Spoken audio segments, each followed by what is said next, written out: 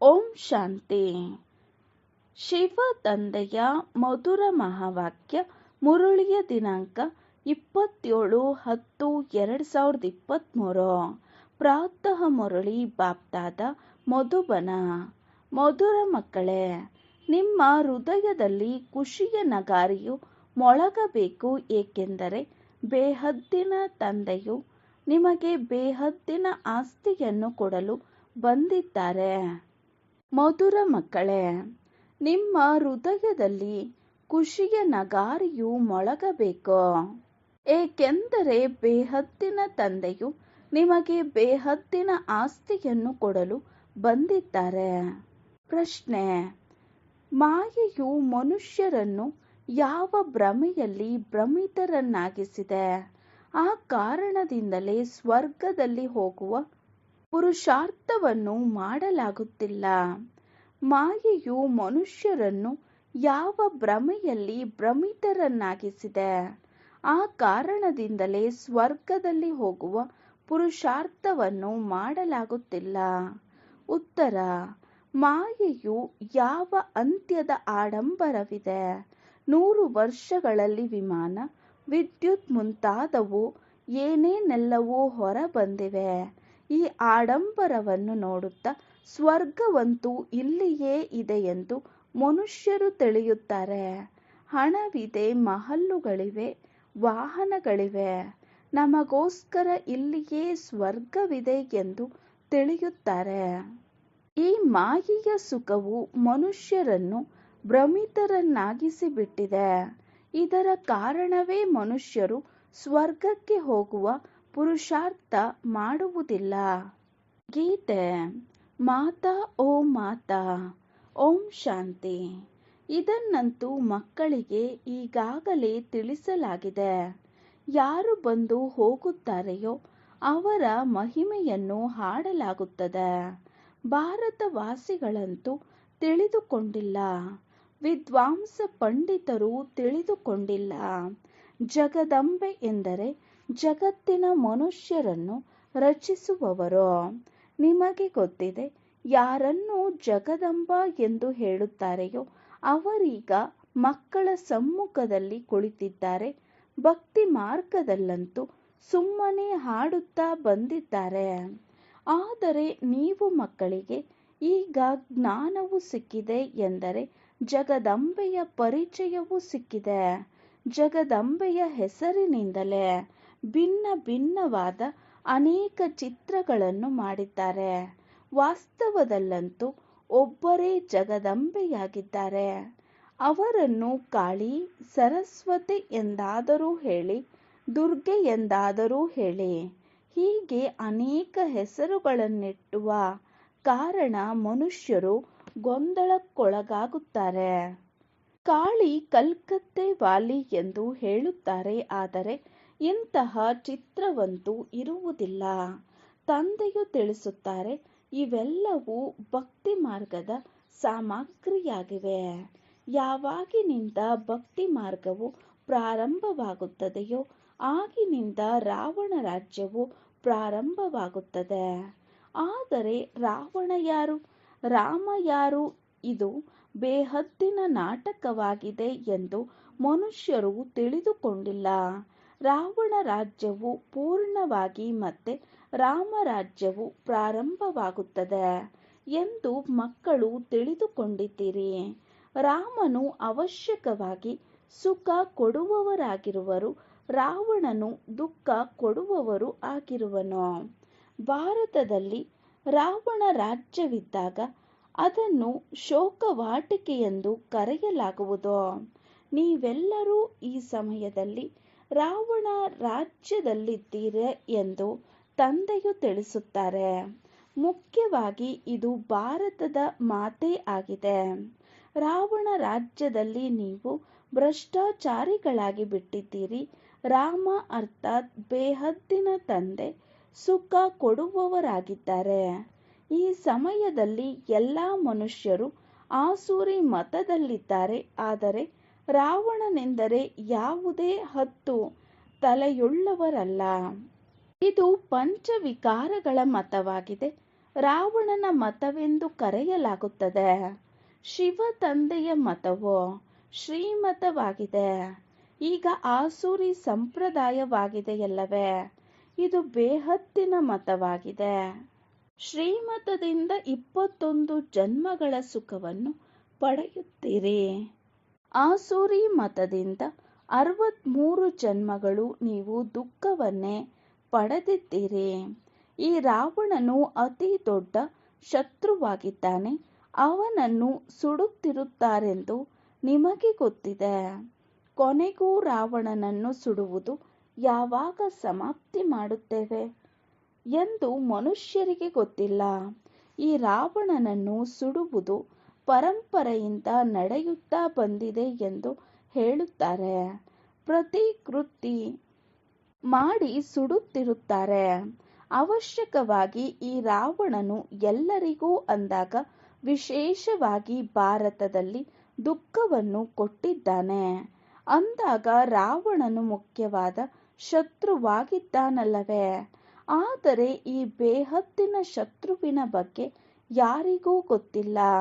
ಬೇಹದ್ದಿನ ತಂದೆಯು ಬಂದು ಬೇಹದ್ದಿನ ಸುಖವನ್ನು ಕೊಡುತ್ತಾರೆ.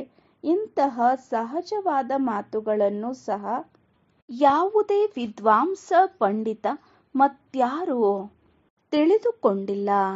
ನೀವು ಮಕ್ಕಳು ತಿಳಿದುಕೊಂಡಿದ್ದೀರಿ. ನಾವು ಬೇಹದ್ದಿನ ತಂದೆಯಿಂದ ಸುಖದ ಆಸ್ತಿಯನ್ನು ತೆಗೆದುಕೊಳ್ಳುತ್ತೇವೆ. ಆದರೆ ನೀವು ಮಕ್ಕಳು ಗಳಿಗೆ ಗಳಿಗೆಯೂ ತಂದೆಯನ್ನು ಮರೆಯುತ್ತಿರುತ್ತೀರಿ. ಭಕ್ತಿ ಮಾರ್ಗದಲ್ಲಿ ಹೇ ತಂದೆಯೇ ದಯೆ ತೋರು, ಮರ್ಸಿ ಆನ್ ಮೀ ಎಂದು ನೀವು ಕೂಗುತ್ತಾ ಬಂದಿರಿ. ಆದರೆ ದಯೆಯಂತೂ ತೋರುತ್ತಾ ಇರುತ್ತೇನೆ. ಯಾವ ಯಾವ ಭಾವನೆಯಿಂದ ದೇವತೆಗಳನ್ನು ಪೂಜಿಸುತ್ತಾರೆಯೋ ಅವರಿಗೆ ಅಲ್ಪ ಕಾಲದ ಸುಖವಂತೂ ಅವಶ್ಯಕವಾಗಿ ಕೊಡುತ್ತೇನೆ. ಮತ್ಯಾರೂ ಸುಖವನ್ನು ಕೊಡಲು ಸಾಧ್ಯವಿಲ್ಲ. ನಾನೇ ಸುಖದಾತನಾಗಿದ್ದೇನೆ. ಭಕ್ತಿ ಮಾರ್ಗದಲ್ಲಿಯೂ ಕೊಡುವವನು ನಾನೇ ಆಗಿದ್ದೇನೆ. ಭಗವಂತನೇ ನಮಗೆ ಕೊಟ್ಟರೆಂದು ಹೇಳುತ್ತಾರೆ. ಭಗವಂತನಿಗಾಗಿಯೇ ಹೇಳುತ್ತಿರುತ್ತಾರೆ. ನಂತರ ಈ ಧನವನ್ನು ಇಂತಹ ಸಾಧುಗಳು ಕೊಟ್ಟರೆಂದು ಏಕೆ ಹೇಳುತ್ತೀರಿ? ಸುಖವನ್ನು ಕೊಡುವವರು ಒಬ್ಬ ತಂದೆಯೇ ಆಗಿದ್ದಾರೆ. ಅವರನ್ನು ಹೇ ಭಗವಂತ, ನಮ್ಮ ದುಃಖವನ್ನು ದೂರ ಮಾಡು ಎಂದು ಹಾಡುತ್ತಿರುತ್ತಾರೆ. ನಂತರ ಇಂತಹ ಸಾಧುಗಳು ನಮ್ಮ ದುಃಖವನ್ನು ದೂರ ಮಾಡಿದರು, ಮಕ್ಕಳನ್ನು ಕೊಟ್ಟರೆಂದು ಏಕೆ ಹೇಳುತ್ತೀರಿ? ಅವರ ಕೃಪೆಯಿಂದ ಸುಖ ಸಿಕ್ಕಿತೆಂದು ತಿಳಿಯುತ್ತಾರೆ. ವ್ಯಾಪಾರದಲ್ಲಿ ಲಾಭವಾದರೆ ಇದು ಗುರು ಕೃಪೆಯಾಯಿತೆಂದು ತಿಳಿಯುತ್ತಾರೆ. ನಷ್ಟವಾದರೆ ಇದು ಗುರುವಿನ ಅಕೃಪೆಯೆಂದು ಹೇಳುವುದಿಲ್ಲ. ಪಾಪ ಭಕ್ತರು ತಿಳಿಯದೇ ಇರುವ ಕಾರಣ ಏನು ಬರುತ್ತದೆಯೋ ಅದನ್ನು ಹೇಳುತ್ತಿರುತ್ತಾರೆ. ಏನು ಕೇಳಿದರೆ ಅದರಂತೆ ಅನುಸರಿಸುತ್ತಿರುತ್ತಾರೆ. ಇದು ಸಹ ನಾಟಕವಾಗಿದೆ. ಈಗ ತಂದೆಯು ಬಂದು ತನ್ನವರನ್ನಾಗಿ ಮಾಡಿಕೊಳ್ಳುತ್ತಾರೆ. ತಂದೆಯೊಂದಿಗೆ ಪ್ರೀತಿಯನ್ನು ಇಟ್ಟುಕೊಳ್ಳುವುದರಲ್ಲಿಯೂ ಸಹ ಮಾಯೆಯು ಬಹಳ ವಿಘ್ನಗಳನ್ನು ಹಾಕುತ್ತದೆ. ಒಂದೇ ಸಲ ಮುಖವನ್ನು ತಿರುಗಿಸಿ ಬಿಡುತ್ತದೆ. 21 ಜನ್ಮಗಳ ಸುಖವನ್ನು ಕೊಡುವಂತಹ ತಂದೆಗೆ ವಿಚ್ಛೇದನವನ್ನು ಕೊಡಿಸಿಬಿಡುತ್ತದೆ. ಭಕ್ತಿ ಮಾರ್ಗ ಮತ್ತು ಜ್ಞಾನ ಮಾರ್ಗದಲ್ಲಿ ರಾತ್ರಿ ಹಗಲಿನ ಅಂತರವಿದೆ ಎಂದು ತಂದೆಯು ತಿಳಿಸುತ್ತಾರೆ. ಭಕ್ತಿ ಮಾಡುತ್ತಾ ಮಾಡುತ್ತಾ ಭಕ್ತರು ಯಾವಾಗ ಕಂಗಾಲಾಗಿ ಬಿಡುತ್ತಾರೆಯೋ ಆಗ ಪುನಃ ತಂದೆಯು ಬಂದು ಜ್ಞಾನವನ್ನು ಕೊಟ್ಟು 21 ಜನ್ಮಗಳಿಗೋಸ್ಕರ ನಿಮ್ಮನ್ನು ಸಂಪನ್ನರನ್ನಾಗಿ ಮಾಡಿಬಿಡುತ್ತಾರೆ. ಆ ಭಕ್ತಿಯಂತೂ ನೀವು ಪ್ರತಿ ಜನ್ಮದಲ್ಲಿ ಮಾಡುತ್ತಾ ಇದ್ದೀರಿ. ಅದರಿಂದ ಅಲ್ಪ ಕಾಲದ ಸುಖವು ಸಿಗುತ್ತದೆ. ದುಃಖವಂತೂ ಬಹಳ ಇದೆಯಲ್ಲವೇ. ನೀವು ಕಳೆದುಕೊಂಡಿರುವ ರಾಜ್ಯವನ್ನು ಕೊಡಲು ನಾನು ಬಂದಿದ್ದೇನೆ ಎಂದು ತಂದೆಯು ತಿಳಿಸುತ್ತಾರೆ. ಇದು ಬೇಹದ್ದಿನ ಮಾತಾಯಿತಲ್ಲವೇ. ಬಾಕಿ ಮತ್ಯಾವುದೇ ಮಾತಿಲ್ಲ. ಈ ಲಕ್ಷ್ಮೀನಾರಾಯಣನ ಮುಂತಾದವರು ನಿರ್ವಿಕಾರಿ ದೇವತೆಗಳಾಗಿದ್ದರು. ಅವರ ಮಹಲ್ಲುಗಳಲ್ಲಿ ಇಷ್ಟು ವಜ್ರರತ್ನಗಳಿರುತ್ತವೆ.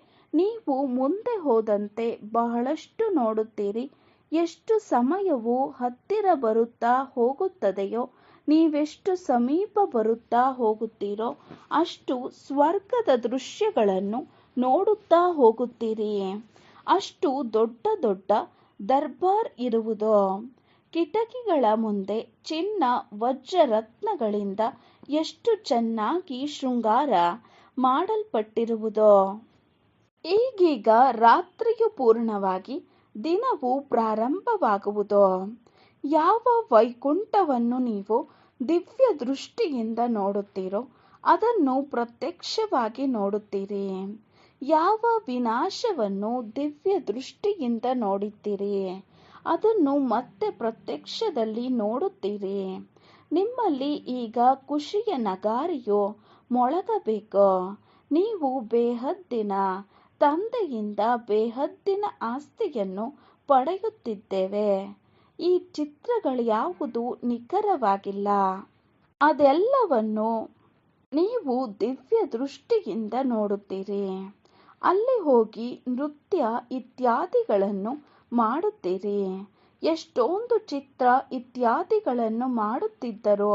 ಏನೆಲ್ಲವನ್ನು ದಿವ್ಯ ದೃಷ್ಟಿಯಿಂದ ತಂದೆ ತೋರಿಸಿದ್ದರೋ ಅದೆಲ್ಲವೂ ಮತ್ತೆ ಪ್ರತ್ಯಕ್ಷ ರೂಪದಲ್ಲಿ ಆಗುವುದು. ನಿಮಗೆ ಗೊತ್ತಿದೆ, ಈ ಚೀಚಿ ಪ್ರಪಂಚವು ಸಮಾಪ್ತಿಯಾಗಿ ಬಿಡುವುದು. ನೀವಿಲ್ಲಿ ಶ್ರೀಮತದ ಅನುಸಾರ ತಮ್ಮ ಸ್ವರಾಜ್ಯವನ್ನು ಪಡೆಯುವ ಪುರುಷಾರ್ಥದಲ್ಲಿ ಕುಳಿತಿದ್ದೀರಿ. ಆ ಭಕ್ತಿ ಮಾರ್ಗವೆಲ್ಲಿ? ಈ ಜ್ಞಾನ ಮಾರ್ಗವೆಲ್ಲಿ? ಇಲ್ಲಿ ಭಾರತದ ಪರಿಸ್ಥಿತಿ ನೋಡಿ ಏನಾಗಿದೆ. ತಿನ್ನಲು ಆಹಾರವಿಲ್ಲ. ದೊಡ್ಡ ದೊಡ್ಡ ಯೋಜನೆಗಳನ್ನು ಹಾಕುತ್ತಿದ್ದಾರೆ. ಆದರೆ ಸಮಯವಂತೂ ಇನ್ನೂ ಸ್ವಲ್ಪವೇ ಇದೆ. ಅವರ ಯೋಜನೆ ಮತ್ತು ನಿಮ್ಮ ಯೋಜನೆಯನ್ನು ನೋಡಿ ಹೇಗಿದೆ. ಈ ಮಾತುಗಳು ಯಾವುದೇ ಶಾಸ್ತ್ರಗಳಲ್ಲಿ ಇಲ್ಲ. ರಾಮಾಯಣ ಮುಂತಾದವುಗಳಲ್ಲಿ ಎಷ್ಟೊಂದು ಕಥೆಗಳನ್ನು ಬರೆದು ಬಿಟ್ಟಿದ್ದಾರೆ. ಆದರೆ ಈ ರೀತಿಯಂತೂ ಇಲ್ಲ. ರಾವಣನನ್ನು ವರ್ಷವೂ ಏಕೆ ಸುಡುತ್ತಾರೆ? ರಾವಣನನ್ನು ಸುಟ್ಟರೆ ಅವನು ಸಮಾಪ್ತಿಯಾಗಿ ಬಿಡಬೇಕಲ್ಲವೇ? ಭಕ್ತಿ ಮಾರ್ಗದ ಸಂಪಾದನೆ ಹೇಗಿದೆ ಮತ್ತು ಜ್ಞಾನ ಮಾರ್ಗದ ಸಂಪಾದನೆ ಹೇಗಿದೆ? ತಂದೆಯು ಒಂದೇ ಸಲ ಭಂಡಾರವನ್ನು ತುಂಬಿಬಿಡುತ್ತಾರೆ.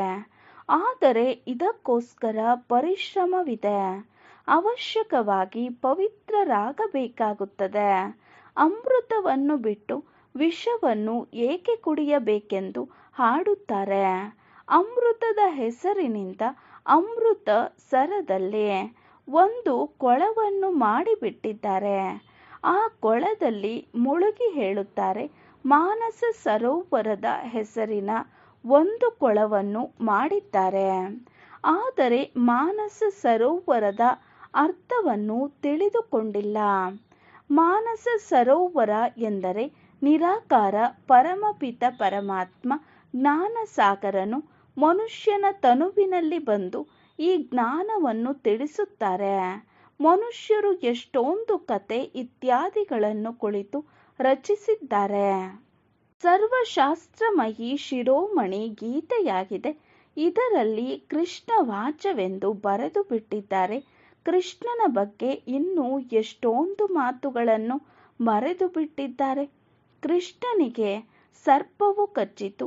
ಕೃಷ್ಣನು ಸ್ತ್ರೀಯರನ್ನು ಓಡಿಸಿಕೊಂಡು ಹೋದನು ಎಂದು ಹೇಳಿ ಎಷ್ಟೊಂದು ಸುಳ್ಳು ಕಳಂಕಗಳನ್ನು ಹೊರಿಸಿದ್ದಾರೆ. ಈಗ ನೀವು ಮಕ್ಕಳು ಅದರ ಬಗ್ಗೆ ತಿಳಿಸಬಹುದು. ಇದರಲ್ಲಿ ಕೃಷ್ಣನ ಮಾತೇ ಇಲ್ಲ. ಇದಂತೂ ಬ್ರಹ್ಮರವರ ಮೂಲಕ ಪರಮಪಿತ ಪರಮಾತ್ಮನು ಎಲ್ಲ ವೇದ ಶಾಸ್ತ್ರ ಗ್ರಂಥಗಳ ಸಾರವನ್ನು ತಿಳಿಸುತ್ತಾರೆ. ಶ್ರೀಮದ್ ಭಗವದ್ಗೀತೆಯು ನಂಬರ್ 1 ಆಗಿದೆ. ಭಾರತವಾಸಿಗಳ ಧರ್ಮಶಾಸ್ತ್ರವು ಒಂದೇ ಆಗಿದೆ. ಅದನ್ನೇ ಖಂಡನೆ ಮಾಡಿರುವ ಕಾರಣ ಬಾಕಿ ಅದರ ಯಾವ ಮಕ್ಕಳು ಮರಿ ಎಂದರೆ ವೇದಶಾಸ್ತ್ರಗಳಿವೆ, ಎಲ್ಲವೂ ಖಂಡನೆಯಾಗಿ ಬಿಟ್ಟಿವೆ. ತಂದೆಯು ಎಷ್ಟು ಚೆನ್ನಾಗಿ ತಿಳಿಸುತ್ತಾರೆ. ಆದರೂ ಸಹ ನಡೆಯುತ್ತಾ ಮಕ್ಕಳು ಮಾಯೆಯ ಪೆಟ್ಟನ್ನು ತಿನ್ನುತ್ತಿರುತ್ತಾರೆ. ಧಾರಣೆ ಮಾಡುವುದಿಲ್ಲ. ಇದು ಯುದ್ಧ ಸ್ಥಾನವಾಗಿದೆ. ನೀವು ಮಕ್ಕಳಾಗಿದ್ದೀರಿ. ಯಾರು ಬ್ರಾಹ್ಮಣರಾಗಿದ್ದೀರಿ. ಗೀತೆ ಮುಂತಾದವುಗಳಲ್ಲಂತೂ ಇಂತಹ ಯಾವುದೇ ಮಾತುಗಳನ್ನು ಬರೆದಿಲ್ಲ. ಇದು ಬ್ರಹ್ಮಾರವರ ಮುಖ ವಂಶಾವಳಿಯಾಗಿದೆ. ಬ್ರಹ್ಮಾರವರ ಮೂಲಕ ಯಜ್ಞವು ರಚಿಸಲ್ಪಟ್ಟಿತು. ರುದ್ರ ಜ್ಞಾನ ಯಜ್ಞವಂತೂ ಅವಶ್ಯಕವಾಗಿದೆ. ಮತ್ತೆ ಯುದ್ಧದ ಮೈದಾನವೆಲ್ಲಿಂದ ಬಂದಿತು? ರಾಜಸ್ವ ಅಶ್ವಮೇಧ ಯಜ್ಞವೆಂದು ಗಾಯನವಿದೆ. ಈ ರಥವನ್ನು ನಾವು ಬಲಿಹಾರಿ ಮಾಡುತ್ತೇವೆ. ಇದನ್ನು ಅವರು ದಕ್ಷ ಪ್ರಜಾಪಿತೆಯ ಯಜ್ಞವನ್ನು ರಚಿಸಿ ಕುದುರೆಯನ್ನು ಸ್ವಾಹ ಮಾಡುತ್ತಾರೆ. ಏನೇನೆಲ್ಲವನ್ನೂ ಬರೆದು ಬಿಟ್ಟಿದ್ದಾರೆ. ಇದು ನಿಮಗೆ ಗೊತ್ತಿದೆ. ಭಾರತದಲ್ಲಿ ಸ್ವರ್ಗವಿದ್ದಾಗ ಅವಶ್ಯಕವಾಗಿ ಕೆಲವರೇ ಇರುತ್ತಾರೆ. ದೇವಿ ದೇವತೆಗಳು ಜಮುನಾ ನದಿಯ ತೀರದಲ್ಲಿ ಅವಶ್ಯಕವಾಗಿ ರಾಜ್ಯವಿರುವುದು. ಕೇವಲ ದೇವಿ ದೇವತೆಗಳು ರಾಜ್ಯ ಮಾಡುತ್ತಾರೆ. ಅಲ್ಲಂತೂ ತಂಪಾದ ಗಾಳಿಗಾಗಿ ಕಾಶ್ಮೀರ, ಶಿಮ್ಲಾ ಮುಂತಾದ ಕಡೆ ಹೋಗಬೇಕಾಗುವಂತಹ ತಾಪವೇನೂ ಇರುವುದಿಲ್ಲ. ತತ್ವಗಳೂ ಸಹ ಸಂಪೂರ್ಣ ಸತೋಪ್ರಧಾನವಾಗಿ ಬಿಡುತ್ತವೆ. ಇದನ್ನೂ ಸಹ ತಿಳಿದುಕೊಳ್ಳುವವರೇ ತಿಳಿಯುತ್ತಾರೆ. ಸತ್ಯಯುಗಕ್ಕೆ ಸ್ವರ್ಗವೆಂತಲೂ ಕಲಿಯುಗಕ್ಕೆ ನರಕವೆಂತಲೂ ಹೇಳುತ್ತಾರೆ. ದ್ವಾಪರ ಯುಗಕ್ಕೆ ಇಷ್ಟೊಂದು ನರಕವೆಂದು ಹೇಳುವುದಿಲ್ಲ. ತ್ರೇತಾಯುಗದಲ್ಲಿಯೂ ಸಹ 2 ಕಲೆಗಳು ಕಡಿಮೆಯಾಗಿ ಬಿಡುತ್ತವೆ. ಎಲ್ಲದಕ್ಕಿಂತ ಹೆಚ್ಚಿನ ಸುಖವು ಸ್ವರ್ಗದಲ್ಲಿರುತ್ತದೆ. ಆದ ಕಾರಣ ಇಂತಹವರು ಸ್ವರ್ಗಕ್ಕೆ ಹೋದರೆಂದು ಹೇಳುತ್ತಾರೆ. ಆದರೆ ಸ್ವರ್ಗದ ಅರ್ಥವನ್ನೇ ತಿಳಿದುಕೊಂಡಿಲ್ಲ. ಸ್ವರ್ಗವಾಸಿಯಾದರೆಂದು ಹೇಳುತ್ತಾರೆಂದರೆ ಇಲ್ಲಿಯವರೆಗೆ ಅವಶ್ಯಕವಾಗಿ ನರಕದಲ್ಲಿದ್ದರಲ್ಲವೇ? ಪ್ರತಿಯೊಬ್ಬ ಮನುಷ್ಯರು ನರಕದಲ್ಲಿದ್ದಾರೆ. ಈಗ ತಂದೆಯು ನಿಮಗೆ ಬೇಹದ್ದಿನ ರಾಜ್ಯವನ್ನು ಕೊಡುತ್ತಾರೆ. ಅಲ್ಲಂತೂ ಎಲ್ಲವೂ ನಿಮ್ಮದಾಗಿರುವುದು. ಇಲ್ಲಿ ಪೃಥ್ವಿ ನಿಮ್ಮದು, ಆಕಾಶ ನಿಮ್ಮದು. ನೀವು ಅಟಲ ಅಖಂಡ ಶಾಂತಿಮಯ ರಾಜ್ಯವನ್ನಾಳುತ್ತೀರಿ. ಅಲ್ಲಿ ದುಃಖದ ಹೆಸರೇ ಇರುವುದಿಲ್ಲ. ಅಂದ ಮೇಲೆ ಅದಕ್ಕೋಸ್ಕರ ಎಷ್ಟೊಂದು ಪುರುಷಾರ್ಥ ಮಾಡಬೇಕು. ಮಕ್ಕಳ ಸ್ಥಿತಿ ಹೇಗಿದೆ? ಮಮ್ಮ ಬಾಬಾ ಎಷ್ಟು ಒಳ್ಳೆಯ ಪುರುಷಾರ್ಥ ಮಾಡುತ್ತಾರೆ ಎಂಬುದನ್ನು ತಿಳಿದುಕೊಂಡಿದ್ದಾರೆ. ಅಂದ ಮೇಲೆ ನಾವು ಸಹ ಪುರುಷಾರ್ಥ ಮಾಡಿ ಆಸ್ತಿಯನ್ನೇಕೆ ತೆಗೆದುಕೊಳ್ಳಬಾರದು? ತಂದೆಯು ತಿಳಿಸುತ್ತಾರೆ, ಮಕ್ಕಳೇ ಸುಸ್ತಾಗಬೇಡಿ. ಶ್ರೀಮತದಂತೆ ನಡೆಯುತ್ತಾ ಇರಿ. ಶ್ರೀಮತವನ್ನೆಂದೂ ಮರೆಯಬಾರದು. ಇದರಲ್ಲಿ ಬಹಳ ಎಚ್ಚರಿಕೆ ಇರಬೇಕು. ಏನೇ ಮಾಡುತ್ತೀರೆಂದರೆ ಬಾಬಾ ನಾವು ಇದರಲ್ಲಿ ತಬ್ಬಿಬ್ಬಾಗುತ್ತೇವೆ. ಇದನ್ನು ಮಾಡುವುದರಲ್ಲಿ ನಮ್ಮ ಮೇಲೆ ಯಾವುದೇ ಪಾಪವಂತೂ ಆಗುವುದಿಲ್ಲವೇ ಎಂದು ಕೇಳಿ. ತಂದೆಯು ಎಂದೂ ಯಾರಿಂದಲೂ ತೆಗೆದುಕೊಳ್ಳುವುದಿಲ್ಲ. ಭಕ್ತಿ ಮಾರ್ಗದಲ್ಲಿಯೂ ಈಶ್ವರಾರ್ಥವಾಗಿ ದಾನ ಮಾಡುತ್ತಾರೆಂದರೆ ಅದಕ್ಕೆ ಪ್ರತಿಯಾಗಿ ನಂತರ ಪಡೆಯುತ್ತಾರೆ. ಶಿವ ತಂದೆಯು ತೆಗೆದುಕೊಂಡು ಏನು ಮಾಡುವರು? ಅವರು ಯಾವುದೇ ಮಹಲ್ಲುಗಳಂತೂ ಮಾಡಬೇಕಾಗಿಲ್ಲ. ಎಲ್ಲವನ್ನೂ ಮಕ್ಕಳಿಗಾಗಿಯೇ ಮಾಡುತ್ತಾರೆ. ಮನೆಗಳನ್ನು ಕಟ್ಟಿಸಿದರೂ ಸಹ ಅಂತ್ಯದಲ್ಲಿ ನೀವು ಮಕ್ಕಳಿಗೋಸ್ಕರವೇ. ನಿಮ್ಮ ನೆನಪಾರ್ಥ ಮಂದಿರವಂತೂ ಇದೆ. ನೀವು ಇಲ್ಲಿ ಕುಳಿತಿದ್ದೀರಿ. ಯಾರು ಸೇವಾದಾರಿ ಮಕ್ಕಳಿದ್ದಾರೆಯೋ ಅವರು ಮುಂದೆ ಹೋದಂತೆ ಬಹಳಷ್ಟು ಒಳ್ಳೆಯ ದೃಶ್ಯಗಳನ್ನು ನೋಡುತ್ತಾರೆ. ಇಲ್ಲಿ ಕುಳಿತಿದ್ದಂತೆಯೇ ಸ್ವರ್ಗದಲ್ಲಿ ಪರ್ಯಟನೆ ಮಾಡುತ್ತಿರುತ್ತಾರೆ. ನಂತರ ಅಲ್ಲಿ ಹೋಗಿ ಮಹಲ್ಲುಗಳನ್ನು ಮಾಡುತ್ತಾರೆ. ಮನೆಗಳನ್ನು ಕಟ್ಟುವುದರಲ್ಲಿಯೂ ಸ್ಪರ್ಧೆಯಾಗಿ ಬಿಟ್ಟಿದೆ. ಈ 100 ವರ್ಷಗಳಲ್ಲಿ ಎಷ್ಟೊಂದು ಮನೆಗಳನ್ನು ಕಟ್ಟಿದ್ದಾರೆ, ಭಾರತವನ್ನೇ ಸ್ವರ್ಗವನ್ನಾಗಿ ಮಾಡಿಬಿಟ್ಟಿದ್ದಾರೆ. ಅಂದ ಮೇಲೆ ಸತ್ಯಯುಗದಲ್ಲಿ 100 ವರ್ಷಗಳಲ್ಲಿ ಏನೂ ತಾನೇ ಆಗುವುದಿಲ್ಲ. ಈ ವಿಜ್ಞಾನವೆಲ್ಲವೂ ಅಲ್ಲಿ ನಿಮ್ಮ ಕೆಲಸಕ್ಕೆ ಬರುತ್ತದೆ. ವಿಜ್ಞಾನದ ಸುಖವೇ ಅಲ್ಲಿರುತ್ತದೆ. ಇಲ್ಲಂತೂ ದುಃಖವಿದೆ. ವಿಜ್ಞಾನಕ್ಕಾಗಿ ಎಷ್ಟೊಂದು ಪರಿಶ್ರಮ ಪಡುತ್ತಾರೆ. ನೀವು ಮಕ್ಕಳಿಗೆ ಗೊತ್ತಿದೆ, ಇವರು ಇಲ್ಲಿ ಕೇವಲ ತಮ್ಮ ದೊಡ್ಡಸ್ತಿಕೆಯನ್ನು ತೋರಿಸಿಕೊಳ್ಳುತ್ತಿದ್ದಾರೆ. ತಮ್ಮ ಅಲ್ಪಕಾಲದ ಕ್ಷಣಭಂಗೂರ ಸುಖವಿದೆ. ಇದು ಮಾಯೆಯ ಅಂತ್ಯದ ಆಡಂಬರವಾಗಿದೆ. ಇಲ್ಲಿ ವಿಮಾನ, ರಾಕೆಟ್ ಇತ್ಯಾದಿಗಳಲ್ಲಿ ಈಗಷ್ಟೇ ಹೋಗುತ್ತಾರೆ. ಹಿಂದೆ ಇವೆಲ್ಲ ಸಾಧನಗಳಿರಲಿಲ್ಲ, ವಿದ್ಯುತ್ ಮುಂತಾದವುಗಳು ಇರಲಿಲ್ಲ. ಇದೆಲ್ಲವೂ ಮಾಯೆಯ ಸುಖವಾಗಿದೆ. ಮನುಷ್ಯರನ್ನು ಭ್ರಮೆಯಲ್ಲಿ ಮುಳುಗಿಸುತ್ತದೆ. ಮನುಷ್ಯರು ನಮಗೆ ಇದೇ ಸುಖವಾಗಿದೆ, ವಿಮಾನ ಮುಂತಾದವು ಸ್ವರ್ಗದಲ್ಲಿಯೂ ಇತ್ತೋ, ಈಗಲೂ ಸ್ವರ್ಗವಾಗಿದೆ ಎಂದು ತಿಳಿಯುತ್ತಾರೆ. ಆದರೆ ಈಗ ಸ್ವರ್ಗಕ್ಕೋಸ್ಕರ ಈಗ ತಯಾರಿಯಾಗುತ್ತಿದೆ ಎಂಬುದನ್ನು ತಿಳಿಯುವುದಿಲ್ಲ. ನಮಗೋಸ್ಕರ ಹಣವಿದೆ, ಮಹಲ್ಲುಗಳಿವೆ, ಸಾಕು, ನಮಗೆ ಇಲ್ಲಿಯೇ ಸ್ವರ್ಗವಿದೆ ಎಂದು ಮನುಷ್ಯರು ತಿಳಿಯುತ್ತಾರೆ. ಇದಕ್ಕೆ ತಂದೆಯು ಹೇಳುತ್ತಾರೆ, ಒಳ್ಳೆಯದು, ನಿಮ್ಮ ಅದೃಷ್ಟದಲ್ಲಿ ಇದೇ ಸ್ವರ್ಗವಾಗಿದೆ. ಪರಿಶ್ರಮ ಪಟ್ಟು ನಾವು ಸತ್ಯ ಸ್ವರ್ಗದಲ್ಲಿ ಹೋಗಬೇಕಾಗಿದೆ. ಇದಕ್ಕೋಸ್ಕರ ನೀವು ಪುರುಷಾರ್ಥ ಮಾಡುತ್ತೀರಿ. ಅಂದ ಮೇಲೆ ಪುರುಷಾರ್ಥದಲ್ಲಿ ಸಡಿಲವಾಗಬಾರದು. ಗೃಹಸ್ಥ ವ್ಯವಹಾರದಲ್ಲಿದ್ದು ಪುರುಷಾರ್ಥ ಮಾಡಬೇಕಾಗಿದೆ, ಸರ್ವಿಸ್ ಮಾಡಬೇಕಾಗಿದೆ. ತಾವು ಪವಿತ್ರರಾಗಿ ತಮ್ಮ ಮಿತ್ರ ಸಂಬಂಧಿ ಮುಂತಾದವರನ್ನು ಯೋಗ್ಯರನ್ನಾಗಿ ಮಾಡಿ ಮಧುರ ಮುಂತಾದವುಗಳನ್ನು ಹೇಳಿ. ತಾವು ಪವಿತ್ರರಾಗಿ ತಮ್ಮ ಮಿತ್ರ ಸಂಬಂಧಿ ಮುಂತಾದವರನ್ನು ಯೋಗ್ಯರನ್ನಾಗಿ ಮಾಡಿ ಮಧುರ ಮಾತುಗಳನ್ನು ಹೇಳಿ. ತಂದೆಯು ಇಬ್ಬರು ತಂದೆಯರ ವಿಷಯವನ್ನು ಬಹಳ ಚೆನ್ನಾಗಿ ತಿಳಿಸಿದ್ದಾರೆ. ತಂದೆಯಿಂದ ಆಸ್ತಿಯು ಸಿಗುತ್ತದೆ, ಒಳ್ಳೆಯದು. ಮಧುರ ಅಗಲಿ ಹೋಗಿ ಮರಳಿ ಸಿಕ್ಕಿರುವಂತಹ ಮಕ್ಕಳಿಗೆ ಪ್ರೀತಿಯ ಮಾತಾಪಿತಾ ಬಾಪ್ದಾದಾರವರ ನೆನಪು, ಪ್ರೀತಿ ಹಾಗೂ ಸುಪ್ರಭಾತ. ಆತ್ಮೀಯ ಮಕ್ಕಳಿಗೆ ಆತ್ಮೀಯ ತಂದೆಯ ನಮಸ್ತೆ. ನಾವು ಆತ್ಮೀಯ ಮಕ್ಕಳ ಆತ್ಮೀಯ ತಂದೆಗೆ ನಮಸ್ತೆ ನಮಸ್ತೆ ನಮಸ್ತೆ. ಧಾರಣೆಗಾಗಿ ಮುಖ್ಯ ಸಾರ. ಫಸ್ಟ್ ಪಾಯಿಂಟ್, ಪುರುಷಾರ್ಥದಲ್ಲೆಂದು ಸುಸ್ತಾಗಬಾರದು. ಬಹಳ ಎಚ್ಚರಿಕೆಯಿಂದ ಶ್ರೀಮತದಂತೆ ನಡೆಯುತ್ತಿರಬೇಕು, ತಬ್ಬಿಬ್ಬಾಗಬಾರದು. ಸೆಕೆಂಡ್ ಪಾಯಿಂಟ್, ಯಾವುದೇ ಪಾಪ ಕರ್ಮವನ್ನು ಮಾಡಬಾರದು.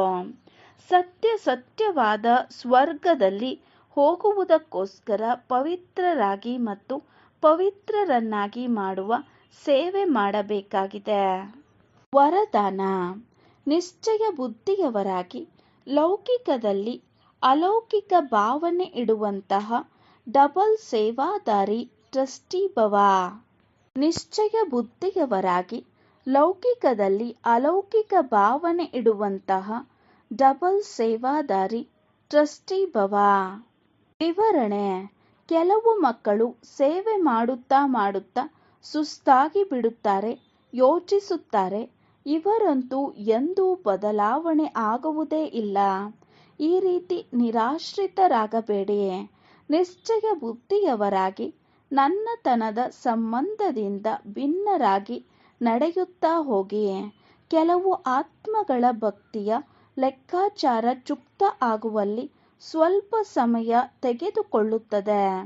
ಆದ್ದರಿಂದ ತಾಳ್ಮೆ ವಹಿಸಿ ಸಾಕ್ಷಿತನದ ಸ್ಥಿತಿಯಲ್ಲಿ ಸ್ಥಿತರಾಗಿರಿ.